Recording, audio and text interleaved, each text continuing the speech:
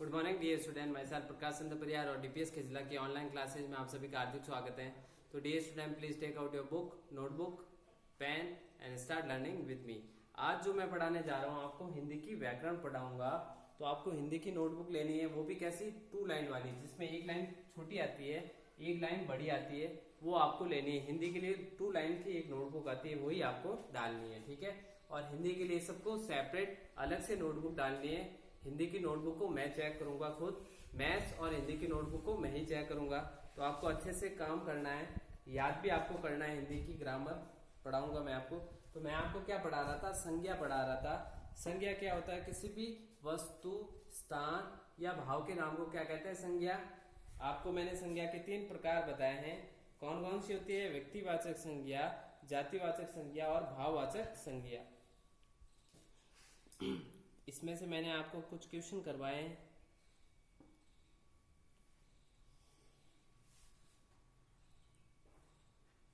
तो निम्नलिखित संज्ञा शब्दों का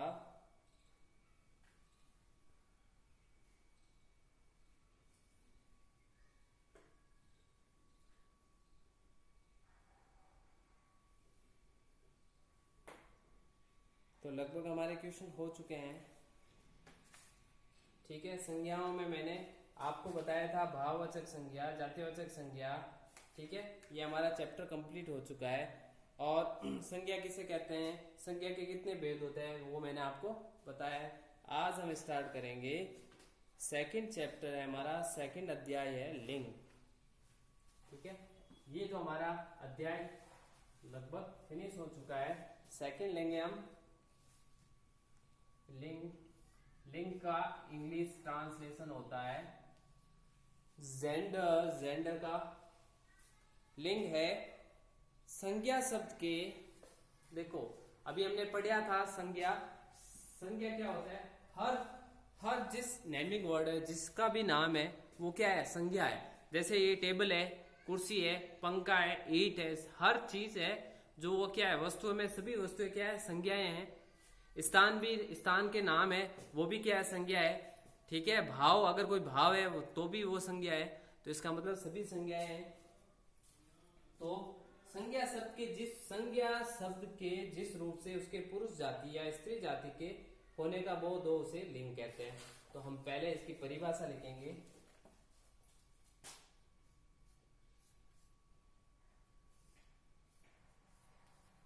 लिंग संज्ञा शब्द के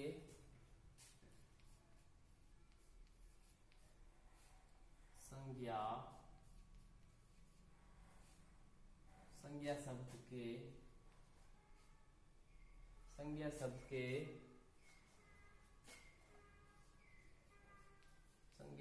के जिस रूप संज्ञा शब्द के जिस रूप से उसके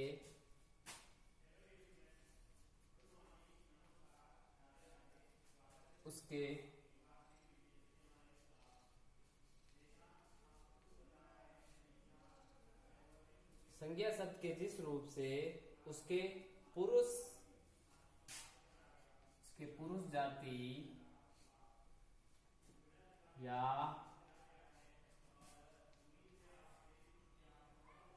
स्त्री जाति के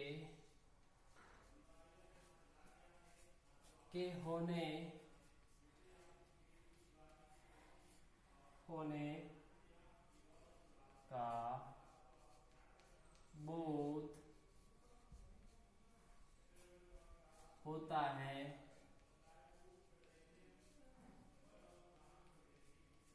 बोध होता है, उसे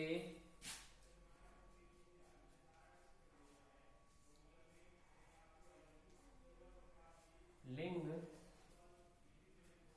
कहते हैं, ठीक है। लिंग कहते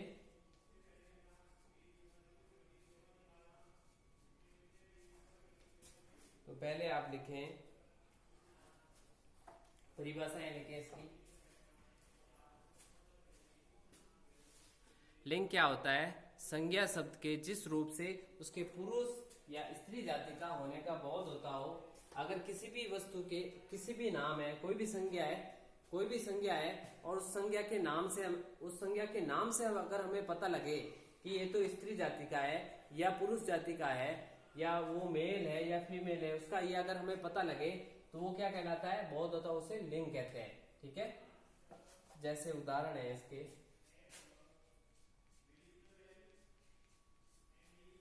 जैसे देखो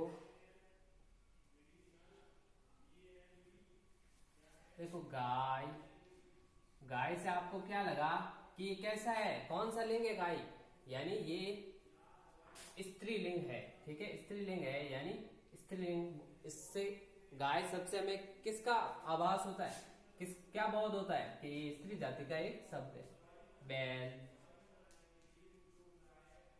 बैल एक पुरुष जाति, ठीक है, पुल्लिंग है, ये पुल्लिंग शब्द है, पुल्लिंग का। ठीक है, फिर आप है राधा। राधा में क्या है, राधा भी एक स्त्रीलिंग शब्द है। कौन सा शब्द है, स्त्रीलिंग शब्द है। रमेश एक पुल्लिंग शब्द है। तो इससे आपको रमेश नाम से क्या पता चला, आपको मैंने एक संज्ञा शब्द दे दिया, संज्ञा शब्द है रमेश, क्या एक संज्ञा शब्द है, पर इस संज्ञा शब्द से आपको क्या पता चला कि ये क्या है, पुल्लिंग है। और मैंने आपको एक और संज्ञा शब्द दिया राधा, तो राधा से आपको क्या पता चला, ये कौन सा लिंग है, इसमें स्त्रीलिंग शब्द है। ठीक है, बैल भी क्या है, पुल्लिंग शब्द है, और गाय एक स्त्रीलिंग शब्द है। तो पहले आप ये क्या करें, इस परिभाषा को अपनी नोटबुक में राइट डाउन करें और अच्छी अच्छी राइटिंग से लिखे।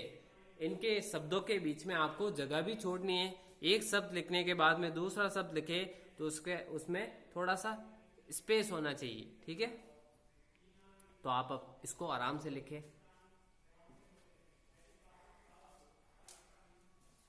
आपको ये परिभाषा मैं आपको होमवर्क में यही दूंगा कि होमवर्क में आपको हमेशा लर्न करना है।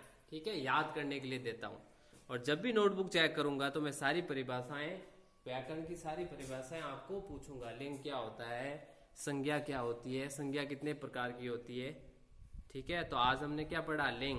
लिंग की परिभाषा क्या होती है, संज्ञा शब्द के जिस रूप से उसके पुरुष जाति या स्त्री जाति के होने का बोध होता है उसे लिंग कहते हैं। जैसे गाय, बैल, पुरुष, स्त्री, राधा, रमेश, ये सारे, इनसे क्या पता चल रहा है, स्त्रीलिंग पुल्लिंग का पता चलता है।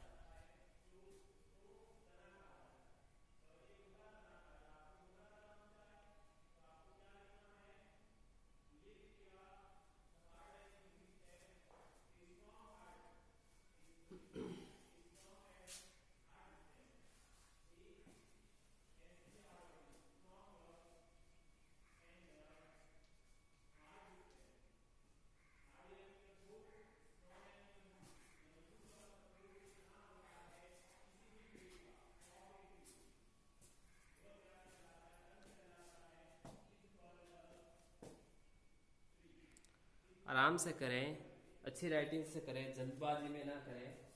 मैं पर्याप्त टाइम दे रहा हूँ आपके लिए। ठीक है, ये आपके लिए जो भी नोट्स बन रहे हैं आपके लिए बहुत काम आएगा, क्योंकि अब आपकी क्लासेस लगभग ऑनलाइन ही चलेगी, क्योंकि ऑफलाइन या स्कूल में आने का तो कोई उसका फिक्स नहीं है, तो खुले स्कूल है, इसलिए आपको तो अपनी ऑनलाइन जो पढ़ाई है उसी पे ध्यान देना है।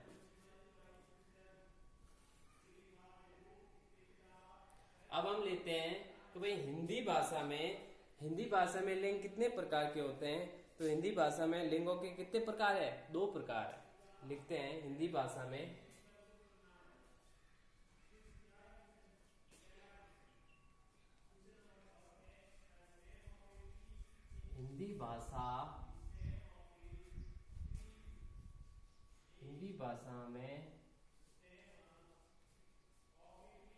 हिंदी भाषा में लिंग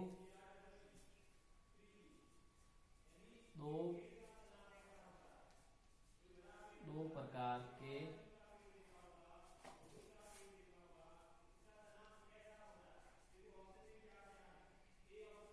अपनी जो हिंदी भाषा है उसमें लिंग कितने प्रकार के होते हैं, 2 प्रकार के होते हैं। पहला आपके है पुल्लिंग। कैसा लिंग? पुल्लिंग से क्या पता चलता है? पुरुष होने का पता चलता है, ठीक है, पुल्लिंग यम। और दूसरा लिंग है आपके पास में स्त्रीलिंग।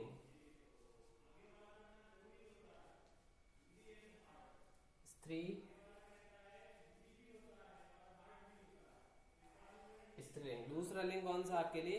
स्त्रीलिंग, ठीक है। तो अब आप ये भी लिखें।